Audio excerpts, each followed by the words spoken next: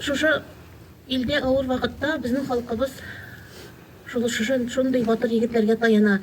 Рәмис тә быелның 25 апрелендә үз теләге белән 1 елга контракт төзеп махсус хәрби операциягә китте. Ул адымы белән ул безгә ватанны саклау үрнәген күрсәтте.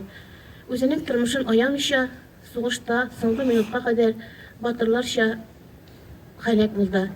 Без әлбәттә Рәмисне бер кайчан да онытмабыз.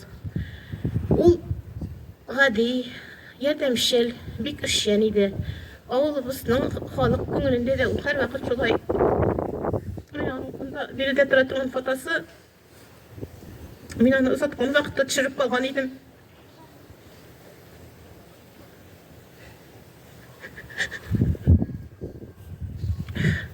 Ул шу безнең авыл халкының күңелендә һәрвакыт шулай елмаеп торучан булып, батыр булып хәтердә калачак.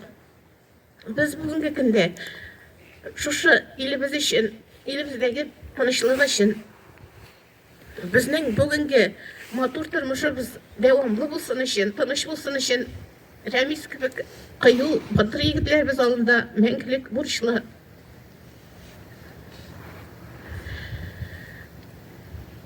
Рәмис белән чиксез горурланабыз.